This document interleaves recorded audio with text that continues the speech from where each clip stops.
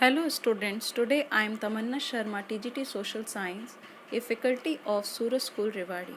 Today I am going to explain chapter 2nd in History, New Kings and Kingdoms. The learning objective of this chapter are to understand the political developments around 700 CE to 1200 CE, to trace the patterns of political developments and military conquest of regional dynasty, to develop an understanding to the connections between political and economic processes through the exploration of Chol period, to understand how inscriptions are used to reconstruct history. Okay, now I explain introduction. The period between 700 CE and 1200 CE was characterized by the emergence of three region states across the subcontinent. These new kingdoms marked a departure from earlier state structures of empires of the ancient period. So जो period था 700 CE से लेकर 1200 CE तक का, उसको किससे characterized किया गया है? By the emergence of three regional state across the sub continent. और ये जो थ्री न्यू किंगडम्स थे, इनको जो एंशियंट टाइम पीरियड में अर्ली स्टेट स्ट्रक्चर हुआ करता था एम्पायर का, उसके डिपार्चर के रूप में इसको शो किया गया है. Rise of regional kingdoms. This period saw the rise of three major kingdoms. 700 से लेकर 1200 CE तक के टाइम पीरियड को में जो थ्री मेजर किंगडम्स थे उनको उनके बारे में बताया गया है. The Palas in eastern India, the Gujjar Pratiharas in western Indian and the gangetic plains and the Rashtrakuta in the Deccan and southern India. So Palas कहाँ से बिलोंग करते थे? ईस्टर्न इंडिया से. गुज्जर प्रतिहार कहाँ से करते थे? Western India and Gangetic plain से. एंड राष्ट्रकूट डेक्कन और साउथर्न इंडिया से. क्लियर हो गए कौन से थ्री मेजर किंगडम्स थे? Palas, Gujjar Pratiharas and Rashtrakuta. There was constant struggle for supremacy among the three kingdoms over the control of Kannauj. Kannauj के ऊपर कंट्रोल स्टैब्लिश करने के लिए तीनों ही किंगडम्स आपस में कॉन्स्टेंटली वॉर करते रहे, लड़ते रहे. With the end of the Gupta dynasty, the focus shifted from Gangetic Plains to Patliputra to Kannauj. Kannauj was strategically linked to trade routes going eastward into the Gangetic Plains as well as to those going towards the south. Owing to its strategic location, the Palas and the Gujar Pratiharas and the Rashtrakuts directed their military activities towards its conquest from the 8th to 10th century CE. सो गुप्त dynasty के and के बाद इन तीनों ही kingdoms का जो focus था वो Gangetic plain से पाटलिपुत्र, पाटलिपुत्र से कन्नौज में शिफ्ट हो गया.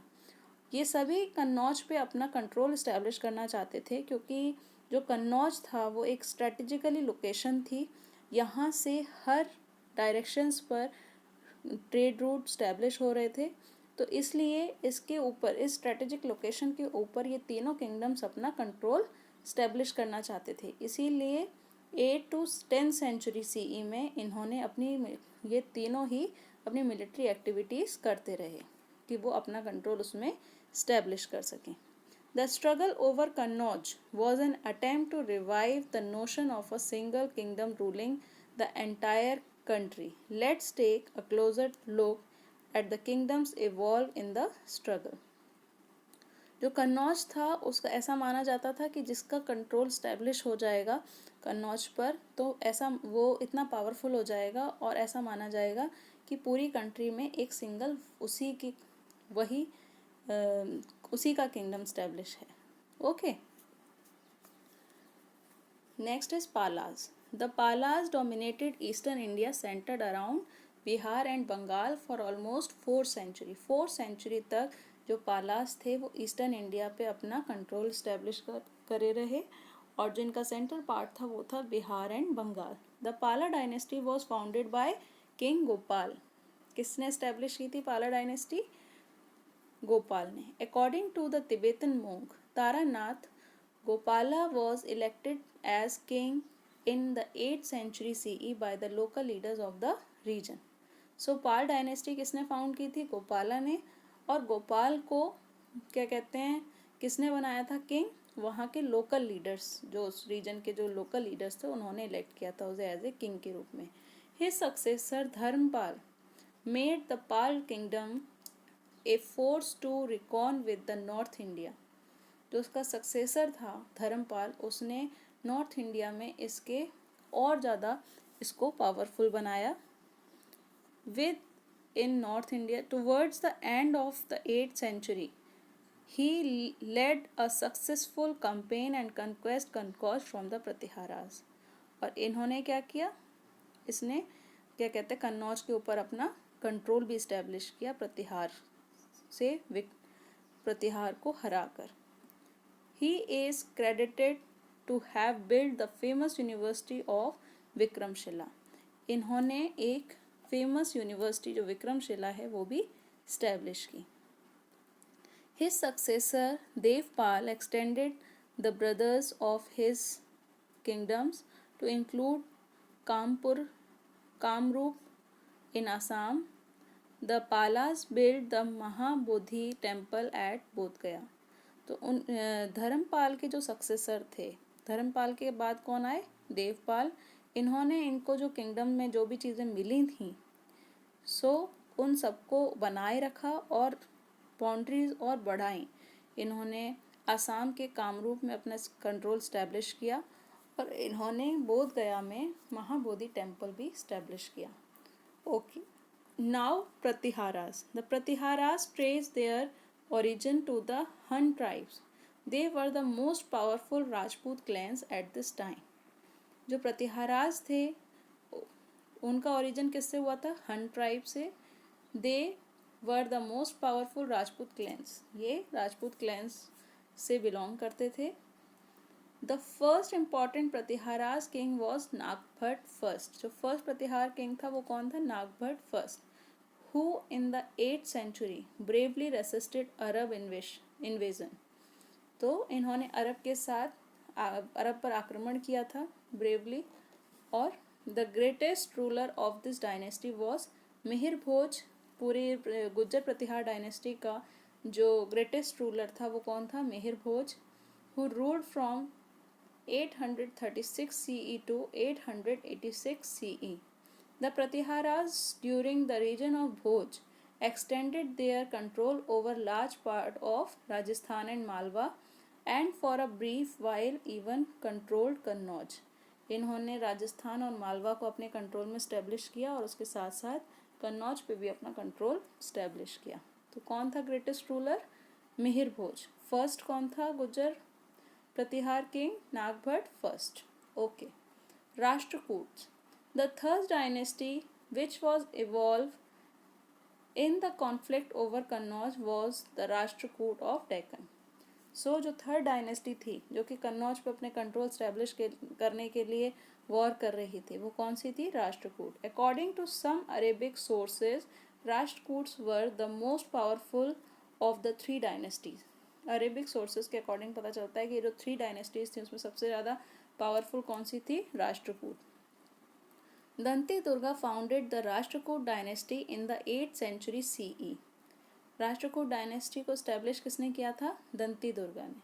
ही was originally a feudatory of the Chalukyas. ये चालुक्यास के क्या थे, दास थे. Okay, he was originally feudatory. Rulers like Amoghavarsha and Krishna third gave some stability to the kingdom. जो अमोघ वर्षा और कृष्णा थर्ड थे इन्होंने इस किंगडम को स्टेबिलिटी प्रोवाइड करी. They also extended the frontiers to include Kannauj. The last Rashtrakuta king was Kakka second was who was overthrown by Tilepa of the later Chalukyan dynasty. Okay, so last कौन था ruler, काका second, जिसने अपना किसको overthrown कर दिया था, तिलेपा, जो कि चालुक्यान डायनेस्टी से बिलोंग करते थे. End of the tripartite struggle. After the capture of Kannauj by the Pratiharas ruler Nagbhat II, Kannauj remained under the control of Pratiharas. As the power of Palas and Rashtrakuts considerably declined by the 8th century, the last Pratihara ruler of Kannauj was defeated by Mahmud of Ghazni in 1017 CE। तो कन्नौज पर जब प्रतिहाराज ने अपना control establish कर लिया, जो कौन सा था उनका रूलर, नागभट्ट सेकंड के टाइम पर कन्नौज जो था वो पूरी तरीके से किसके अंडर में आ गया, प्रतिहाराज के। और जो पालाज और राष्ट्रकूट की जो पावर थी वो 9th सेंचुरी में बिल्कुल डिक्लाइन हो गई।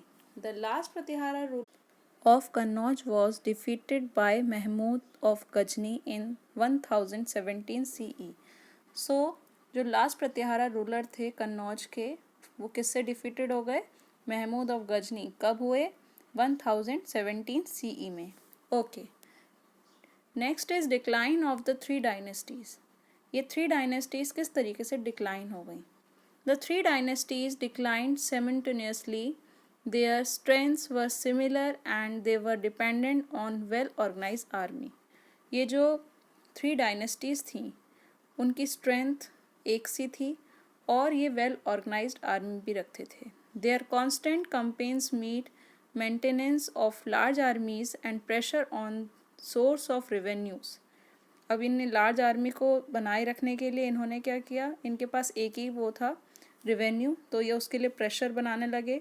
While they remain busy over their conflict in Kannauj, जब ये कन्नौज पे अपना कंट्रोल स्टैब्लिश करने के लिए आपस में ही एक दूसरे से कॉन्फ्लिक्ट करने में बिजी रहते थे, their feudatories declared themself independent. तो इनके जो दास थे, जो इनके कंट्रोल में एरियाज आते थे, उन्होंने अपने आप को क्या डिक्लेयर कर दिया, independent. This diminished their sources of revenue and led to their consequent fall. और इससे क्या हुआ कि उनके जो सोर्सेज ऑफ रेवेन्यू थे वो ख़त्म हो गए, कम हो गए, and led to their consequent fall, और उनका जो कंट्रोल था वो भी ख़त्म हो गया।